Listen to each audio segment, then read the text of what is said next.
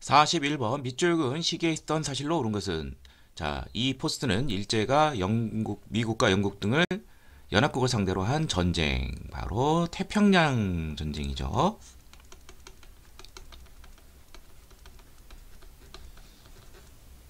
자, 이게 1941년 12월부터 45년 8월 15일 이때까지 있었죠. 자, 뭐 잘 모르시더라도 태평양 전쟁이라든지 이것보다 4년 앞서 있었던 중일 전쟁, 이 중일 전쟁 이후부터 일제는 이제 본격적인 전쟁의 시대로 들어가면서 우리의 민족혼을 말살시켜서 전쟁에 동원시키려는 민족 말살기라고 보통 그러죠. 예. 그리고 이를 위해서 이제 그 황국 신민화 정책, 예. 그 다음에 또 하나가 이제 총동원령,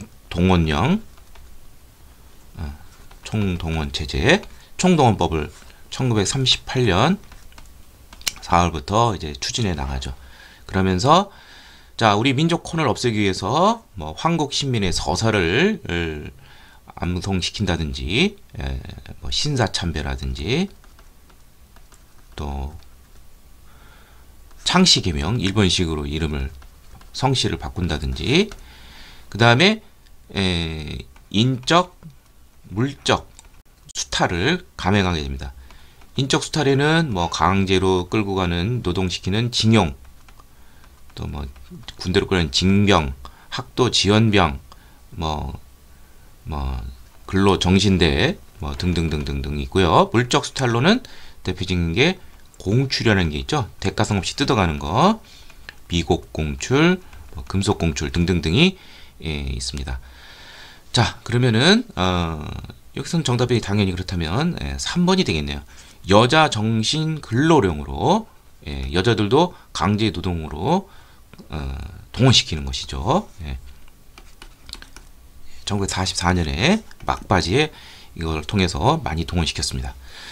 이 중에 또 일본은 또 위안부도 또 많이 가기도 했었죠. 자, 그 다음에 나머지 보도록 하죠. 메가타의 주도로 화폐 정리 사업이 실시되었다. 이게 1905년 대한제국 시기부터 실시가 되었죠. 해당이 안 되고 만주 군벌과 일제 사이에 미사 협정이라는 것이 있게 되는데, 이 만주 지역에서 항일 무장 투쟁이 있게 되자 만주 군벌 장장님과 조선 총독부 사이에 협정을 맺어서 인도하는 거죠. 그러니까 만주에 있는 우리 독립군들은 이 만주 군벌과 일제 동시에 이제 추적을 받게 되는 것이죠. 지주 문제철의 횡포에 앞서 암태도 전남 신안 쪽에서 가장 대표적인 일제야 소작쟁인 암태도 소작쟁이가 1923년에 있었죠. 회사 설립 시 총독의 허가를 받는 회사령이 1910년에 공포가 되었습니다. 그래서 뭐 2번, 4번 같은 게 1920년대에 뭐 이른바 문화통치기고 5번 같은 경우에는 이제 회사령, 뭐 조선태영령 이런 것 등은 1910년대 무단통치의 대표적인 법령이 되겠습니다. 42번 가에서 마에 들어갈 내용으로 옳은 것은 자, 일제강점기 종교계의 활동 이렇게 되어 있는데요. 첫 번째 개신교가 있습니다. 개신교는 주로 교육을 통해서 우리 민족 정신을 하향시키는데 많은 도움을 주었습니다. 자, 개신교 같은 경우에는 이제 뭐 일제 강점기는 아니지만 그 전에 개항기 때 이미 뭐 배제학당이라든지 이화학당, 이거 여학교죠, 등 선교사들이 세운 학교도 있고요. 또 일제 말에 이제 일부 주기철 목사님 같은 경우에는 이제 신사참배를 거부하는 뭐 그러한 강한 항일 의지를 보여주기도 했습니다. 자, 일단 틀렸죠. 단군 숭배 사상을 통해 민족의식을 빈 것은 이건 대종교가 됩니다.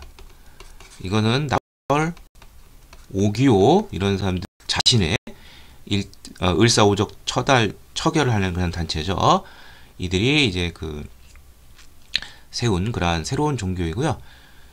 특히 대종교 같은 경우는 이제 중강단인 북간도 쪽에 설립이 되어서 나중에 이제 북로군정서로 개편이 되면서 항일 무장 투쟁의 선봉에 섰습니다. 그다음에 대종교라고 되는데 이건 뭐 이게 들어가 있고, 나에 보면은 의민단이라고 되어 있는데 이것은 이제 천주교와 관련이 되어 있습니다. 네. 천주교는 이제 주로 이제 사회 사업을 많이 하지만 이런 또 항인 무장 투쟁, 의민단을 조직해서 청산리 대첩 이런 데도 이제 같이 참여를 하게 됐었죠. 예. 그래서 이건 틀린 내용이 되겠고요. 자, 원불교는 박중빈이 1909년에 설립한 이제 불교의 어떤 좀 새로운 형태에 나타난 불교이죠.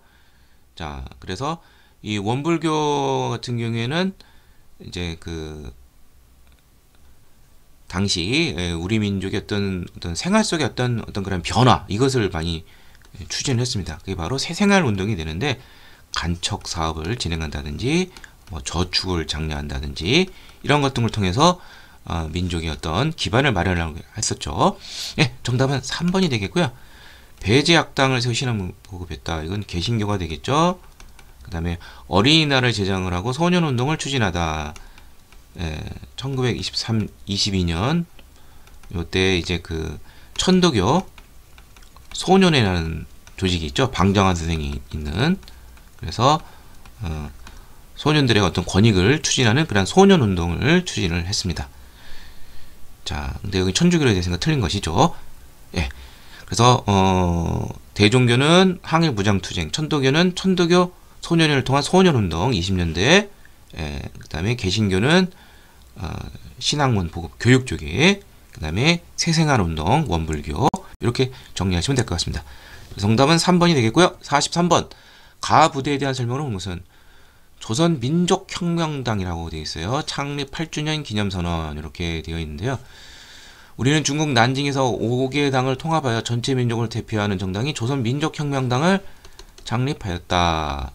이게 바로 의열단을 조직한 김원봉이 조직한 민족유일당 운동의 차원에서 통합을 하는 당이죠.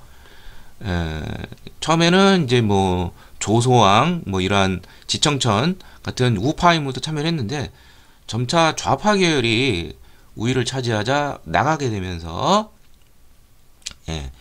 조소왕, 지청천 이런 분들은 나중에 이제 임정 쪽으로 가게 되죠.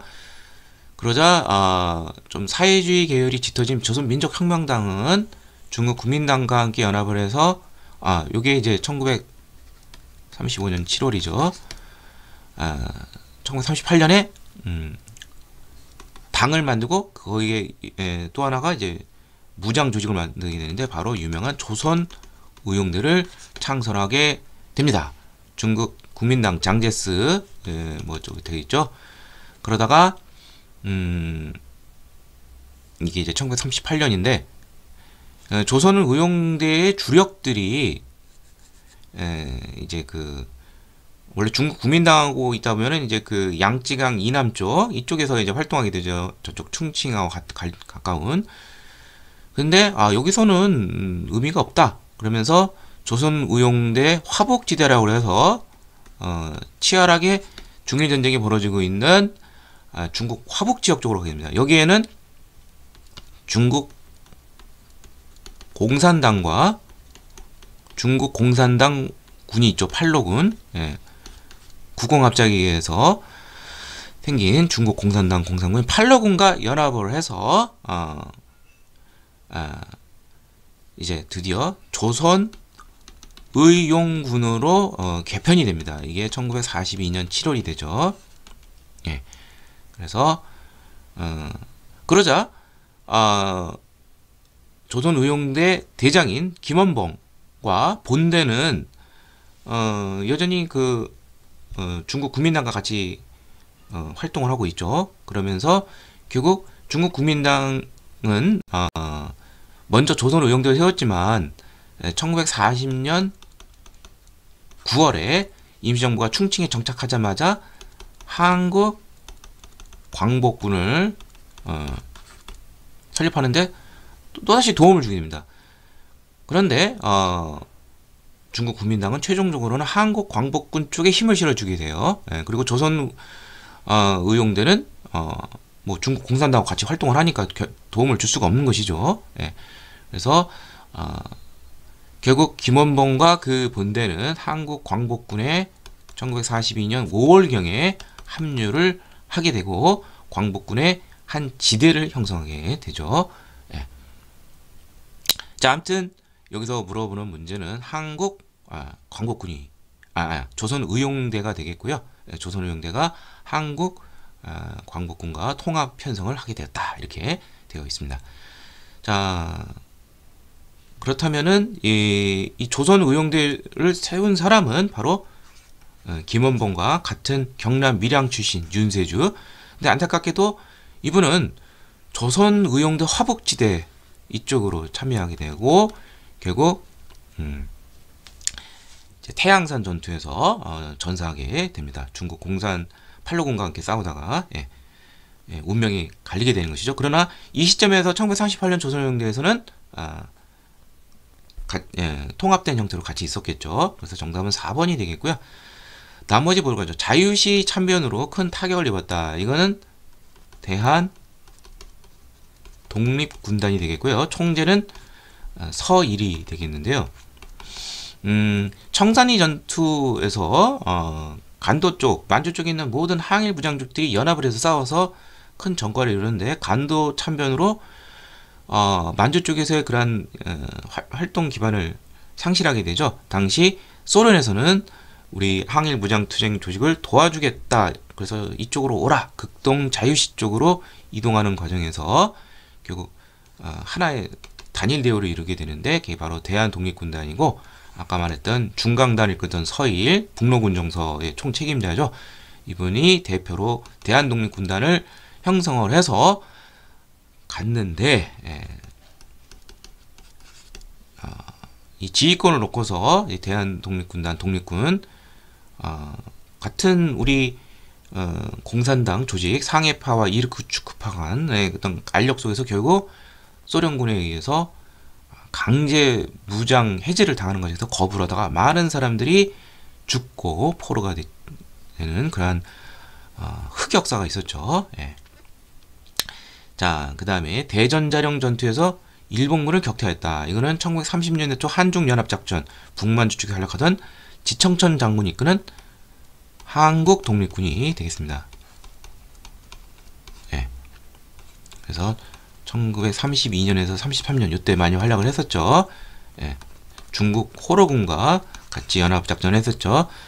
동북 항일 연군으로 개편이 되어 유격전을 펼쳤다. 자, 원래 그 만주 쪽의 사회주의자들, 한중 이런 사회주의자들이 연합을 해서 만든 조직이 있어요. 그게 바로 동북인민혁명군이라는 조직이 있는데 벌써 뭐 인민혁명 나오면 벌써 좌익 계열의 그런 군대라는 거 우리가 알 수가 있죠. 그런데 이제 그 동북인민혁명군이 이제 너무 지나친 그런 그 한국인과 조선인 이 중국인과 조선인 사이의 어떤 그런 알력 속에서 결국 동력을 잃게 되자 이거를 이제 안 되겠다. 이게 뭐 우리 사회주의자들끼리 항일 무장태가 그런 힘들다. 좀 더 민족주의 계열들도 좀 더 받아들일 수 있도록 문호를 넓히자. 그러기 위해서는 이름을 좀 바꿔야 되겠죠. 그래서 이름이 동북 만주 쪽의 항일 연군이라는 명칭이 있습니다. 앞서 배웠던 문제 나왔던 앞서 나온 건 아니고요. 이제 그 한국 독립군과 함께 쌍벽을 이루던 남한 쪽에서 활약하던 양세봉 장군이 이끌던 조선혁명군도 있어요. 이 조선혁명군도 양세봉 사후에 1930년 사후에 동북항일연군의 한 일원으로서 참여해서 활동하기도 했습니다. 근데 이제 무엇보다 유명한 것은 이 동북항일연군의 지휘부의 이군 육사장의 유명한 북한을 정권을 세운 김일성이 지휘관으로 있었죠. 한인 유격대를 이제 독자적으로 이끌고 있었죠. 그래서 대표적인 이제 보천보 전투 이런 걸 이루게 되죠. 홍범도 부대와 연합하여 청산리에서 일본군과 교전을 했다. 홍범도 장군이 이끌 부대는 이제 대한독립군이고, 그 다음에 청산리에서 가장 이제 이름이 많이 알려진 김자진 장군이 이끄는 북로군정서가 있죠. 뭐 그 외에도 뭐 여러 군대들이 다 참여를 많이 했습니다. 만주 쪽에. 네, 정답은 4번이 되겠습니다. 44번 가 지역에 있었던 민족운동으로 오른 것은, 자 여기 보면은 이 지역은 김야견이 세운 명동학교, 이상설이 세운 서전서수, 윤동주와 송명규의 민족이 세운 용정천, 룽찐이라고 하죠. 자 이게 바로 중국의 이제 만주 쪽을 보면 백두산에서 이제 숭화강이 흐르고, 이쪽을 우리는 오른편을 북간도라고 그러고, 흔히 우리가 간도 그러면 북간도를 보통 얘기를 하고요. 이쪽을 서간도라고 하고, 서간도는 이제 남만주라는 표현을 쓰기도 합니다. 바로 이 북간도 쪽에 있던 그러한 민족운동과 관련되어 있는데, 자 북간도 쪽에서 뭐 단체로는 뭐 간민회라는 우리 동포 조직이 있고요. 학교를 많이 세웠죠. 그래서 여기 나온 것처럼 이상설의 서전서수, 그 다음에 김야견이 세운 명동학교, 그 다음에 항일 무장 조직으로는 여기 쪽에서 이제 유명한 게 김자진 장군이 이끄는 북로군정서, 아까 중강단 대중교 일파 이쪽으로 옮겼댔죠. 또 홍범도 장군이 이끄는 대한독립군 등등등등 청산리 전투의 주역들이 여기 많이 있었죠. 자 그래서 정답은 바로 4번이 되겠습니다. 북로군정서 중강단 잘 알아두시길 바라고요. 자 여기 보면 제가 따로 이렇게 표시를 한 데가 있죠. 이쪽에 보면 이쪽이 이제 바닷가 쪽에 극동 연해주라는 것이죠. 여기는 이제 소련, 그 전에는 이제 뭐 러시아, 현재는 다시 러시아가 됐죠. 사회주의 시절은 이제 소련이 되는데, 이쪽 지역에서 러시아 이제 그 우리 민족운동 기반이 있었죠. 자 여기는 뭐 13도 의군이라든지 성명이라든지 이런 항일 의병 조직 형태의 이런 게 있었다가 1911년에 본격적으로 조직체가 나타납니다. 그게 바로 권업회가 되고요. 자 이게 좀 더 발전을 해서 군대 형태로 이제 이름을 바꾸게 되죠. 그게 바로 대한 광복군 정부가 있습니다. 예. 이상설이 이제 중심이 되어서 세운 그런 단체가 되겠죠. 자 그래서 이쪽은 이제 연해조 쪽이 되겠고요. 이봉창이 일왕행위를 폭탄했다. 일왕이 있다는 것은 이제 일본 도쿄가 되겠죠. 그 다음에 박영만의 주도로 대조선 국민군단이 1914년에 하와이에서 미주 하와이에서 창설이 됐고요. 유학생들이 중심이 되어 28 독립선서를 발표했다. 이게 바로 일본 동경 유학생이죠. 예. 예. 그래서 3.1운동의 어떤 선구적 역할을 한 것이죠. 예. 그래서 2번과 5번은 일본 동경이 되겠고요. 예. 정답은 4번이 되겠습니다. 45번 밑줄근 군정청이 있던 시기에 사실 옳은 것은, 미 군정청은 1945년 자 8월 15일 해방이 되자마자 처음에는 여운형이 이끄는 바로 조선 건국준비위원회가 주도적 역할을 했지만 1945년 9월 9일부터 미 군정이 있게 되죠. 그리고 정부가 수립이 되는 8월 대한민국 정부 수립 8월 15일까지 요 기능을 했습니다. 3년간. 요 시기의 사실을 찾는 문제가 되겠는데요.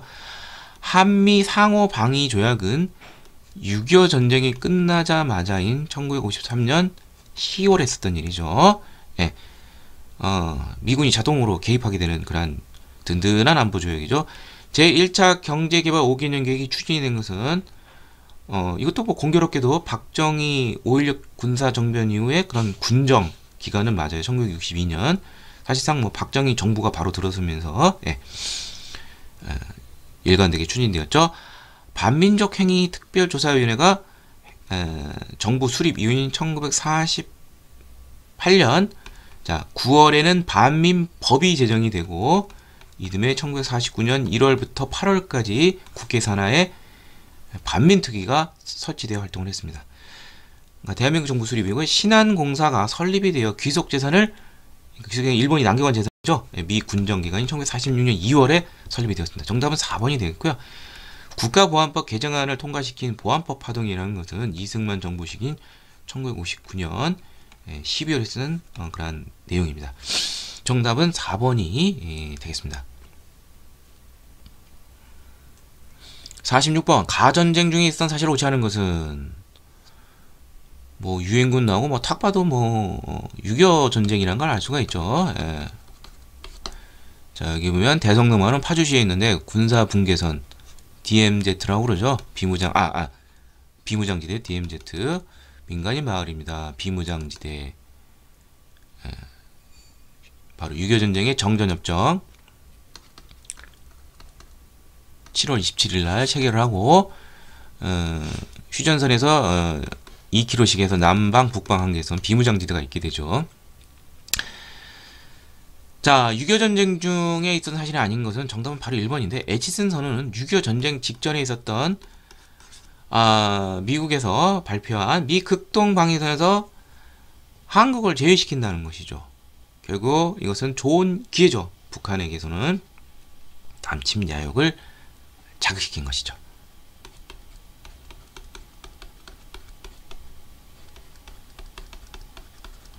자, 부산이 임시 수도로 정해졌다. 자, 서울이 불과 3일 만에 점령이 되죠. 6월 28일 날 대전 거쳐서 이제 끝자락인 한반도에서 부산에 임시 수도로 갔겠죠, 당연히. 그 다음에 흥남 철수 작전이 1950년 12월에 자, 일방적으로 밀리던 이 6.25 전쟁이 전세가 역전이 되는 것이 9월 15일 인천 상륙 작전이죠. 예. 그리고 이제 압록강까지 진출했는데 10월 말부터 중공군이 개입을 하게 됩니다. 그러면서 전세가 다시 또 밀리게 되면서 1950년 12월 크리스마스를 전후로 해서 대규모 북한의 주민들이 후퇴하는 우리 국군과 유엔군을 따라서 철수를 하게 되는 그런 사건이죠. 인천 상륙 작전 이후 서울이 1950년 9월 28일 날 소복이 됐고요. 국회에서 국민방위군 사건이 폭로가 되었다. 이제 일종의 어떤 그 정규군이 아닌 이제 정규군을 대체할 수 있는 그런 군대를 이제 준비하는 게 바로 이제 국민방위군인데 제대로 대우를 못 해줘서 뭐 아사까지 엄청 많이 당했죠. 뭐 착복을 하고 막 이것이 바로 대표적인 흑역사이죠. 국민방위군 사건. 또 하나가 이제 뭐 거창 양민 학살 사건. 6.25 전쟁이 있었던 그런 부패와 대표적인 그런 학살 사건. 무관 에 대한 그런 사건이 있습니다. 자, 정답은 2번이 되겠습니다. H는 사실 하는 것은 정치 정부에서는 민주공화당이 삼선 개헌을 하자 당이 시민 제약으로 이게 바로 이제 1969년에 있었. 박정희 대통령이 이제 취임 때, 자, 4년이었죠. 정부 했어요. 근데 한 번 더 해먹고 싶어요. 그래서 하게 되는데, 그래서 이렇게 당연히 반대를 하겠죠. 예. 통과가 됐어요. 사실은 뭐 여담인데 이게 에서도 할만 했는데 또 무산이 되면서 당시 이제 그 박정희 대통령이 위험이 들면 와 관련 있는 그러한 4인방이 있는데 박정희 대통령이 무서운 게 원로 이구면서 4인방을 이제 중보라고 그러죠. 끌어가서 다 그냥 콧볶마 무지하게 밟아버렸습니다. 자, 이제 또 싶은 무엇입니까? 영구 집권으로 가는 방향으로 나가겠죠. 1972년에 유신 헌법. 자, 이때는 아예 삼선 개헌이 문제가 아예 그냥 그 연임 제한 자체가 없고 임기도 4년도 아니고 6년이 돼버립니다. 자, 그래서 정답은 바로 5번이죠. 이 유신헌법은 국회도 해산할 수 있고 헌법의 일부 효력 정지를 담은 긴급조치권, 대통령의 명령으로 그냥 뭐 잡아가고 막 그런 일이 생기죠. 예. 자, 나머지 보죠. 내각 책임제 형태의 정부가 출범했다. 이게 바로 4.19 혁명 이후 장면 정부가 되는 것이죠. 1960년 8월부터 1년도 못 갔죠. 5.16 군사정변 전까지. 정부의 비판적이 된 경향신문이 이승만 정권기에 폐간이 됐죠. 아마 1958년 아마 전후로 아마 기억을 하고 있습니다. 아까 그 국가보안법 파동이 있었죠. 그거와 함께 대표적인 야당 탄압이 되겠고요. 최고 통치기관 국가재건 최고회의가 5.16 군사정변의 결과로 구성이 되었죠. 정상적인 정부 형태가 아닌 것이죠. 평화통일론을 주장하던 진보당과 조봉암 등 간부들이 1958년 이것도 뭐 이제 경향신문 폐간, 국가보안법 파동, 뭐 진보당 해산과 조봉암 처연, 예. 이런 것 등이 다 이승만 정권 때 있었던 일이 되겠습니다. 예, 정답은 5번이 되겠습니다. 48번 다음 자료에 나타난 민주화운동이 되는데요. 민주화운동하면 일단 4.19, 5.18, 6월 민주항쟁 이 세 개를 일단 떠올리셔야 되고요. 자, 여기 보면 광주 나왔어요. 네, 5.18 광주 민주화운동이죠. 자, 5.18 광주 민주화운동 원인은 신군부 당시 5.17 전국 비상계엄령 확대 조치, 그러니까 군부 전두환 노태우의 그런 노골적으로 정치의 전면에 등장하게 되는 것이죠. 자, 여기서 여기 나온 것처럼 시민들이 피를 흘며 이게 되자 시민군, 자위적 시민군을 결성을 했는데 공수부대들이 또 다시 무자비하게 사륙을 했다. 예. 자, 여기서 보면은 정답은 5번인데요. 이때 관련 기록물들이 유네스코 세계 기록유산에 등재가 되었습니다. 예, 민주화운동의 어떤 씨를 뿌렸다 이렇게 이해하시면 좋겠죠. 성공하지 못했지만, 자, 허정 과도 정부가 출범하게 되는 것은 4.19 시민혁명이죠. 이승만이 물러나면서 허정에게 일임을 했죠. 그리고 허정 과도 정부는 내각 책임제 개헌을 하고 이제 역사에 역할을 하고 이제 나가게 되고, 굴욕적인 한일 국교 정상화에 반대한 것이 1964년에 있었던 6.3 사태가 되겠습니다. 예, 이때 서울에 계엄령이 떨어지기까지 했었죠. 그 정도로 격렬한 반대가 있었죠. 그럼에도 불구하고 이듬해 1965년에 한일 국교 정상이 있게 됐고요. 호헌 철폐, 독재 타도. 그래서 호헌이라는 헌법을 지킨다는 것이 이 당시 헌법이 안 좋다는 것이죠. 예, 바로 50 헌법, 대통령 간선제를 고수하겠다는 전두환 정부, 이거에 대해서 반대하는 그러한 항쟁, 6월 시민항쟁이죠. 1987년에 있었죠. 3.15 부정선거, 이거 뭐 4.19 혁명의 원인이 되죠. 예, 1960년. 정답은 5번이 되겠습니다. 49번 다음 연설이 있던 정부 시기의 경제상황. 얼굴만 탁 봐도 김영삼 대통령이 되겠죠. 시험 문제 김영삼 정부는 경제 상황에 대해서 많이 물어봐요. 뭐 좀 잘된 측면도 있고 좀 어처구니 없는 측면도 있는데, 좋은 측면은 이제 금융 실명제, 금융거래 투명화, 이건 뭐 좋은 거죠. 근데 이제 OECD 회원국에 이제 가입을 했는데 아직 선진국에 좀 약간 좀 미흡한데 성급하게 좀 가입을 했죠. 좀 더 국제사회에서 어떤 좀 약간의 좀 지원이라기보다는 뭔가 좀 보호가 필요한데, 이게 되면서 좀 약간 물론 당시가 이제 세계화 그러한 시점이기 때문에 뭐 이러한 조치도 뭐 필요한 건 사실이죠. 근데 이제 우리나라 자체가 좀 보호가 좀 안 되는 그런 형편이고요. 결국 이듬해 1997년에 IMF 구제금융을 받게 되죠. 그래서 뭐 일단 정답은 2번이 되겠죠. 금융실명제. 1993년이고요. 처음으로 수출액 100억 달러. 이건 박정희 정권. 1977년. 개성공단 건설. 자, 이게 이제 김대중 정부 6.15 공동선언의 후속 조치로 개성공단 건설이 합의를 보고 지어져서 이제 이어서 이제 그 노무현 정부 때 이제 본격적으로 가동을 했다가 이제 박근혜 정부 때 중단이 됐죠.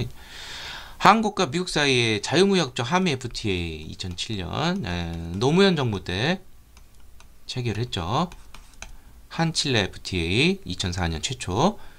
그다음에 국민기초생활보장법이 시행이 됐다. 이것이 김대중 정부 때부터 시작이 되었습니다. 김대중 정부가 이제 그 IMF 이후 이제 우리 이제 그 경제 기반이 많이 흔들리니까 이런 사회보장제도에 상당히 공을 많이 들였습니다. 50번 다음 뉴스가 보도된 정부식의 통일 노력 3대 7.4 박정희 정부 노태우 정부의 남북 기본 합의서, 그 다음에 2000년 김대중 정부의 6.15 공동선언. 자, 여기 보면은 정주영의 소태 방문을 기로 남북간 교류협력이 본격화되면서 금강산 가학이 1998년 김대중 정부 때부터 시작이 됐죠. 그 결과 2000년 드디어 남북 간의 정상회담이 열리고 2000년 6월 13일 6.15 공동선언을 채택하게 되었습니다. 그리고 그 후속 조치도 꼭 노래하듯이 외워둬야 되죠. 이산가족 상봉, 이거 처음은 아니에요. 그리고 개성공단 건설, 경의선 연결 등등등 남북 간의 교류 협력이 굉장히 가속화되죠. 자, 남북조절위원회를 구성하였다. 7.4 남북공동선언과 같이 외워둘게. 7.4 남북선언 남북 간의 자주, 평화, 민족의 대단결, 이 3원칙, 그리고 남북조절위원회 구성 꼭 알아두고요. 유엔이 남북의 유엔에 동시 가입하였다. 이거는 노태우 정부 때죠. 1991년 8월에 유엔에 동시 가입하고 이어서 91년 12월에 남북기본합의서와 한반도 비핵화 공동선언 같이 세트로 외워둬야 됩니다. 이것도 역시 노태우 정부. 남북 이산가족의 교환 방문을 최초로 실한 것은 의외로 전두환 정부가 되겠습니다. 1985년.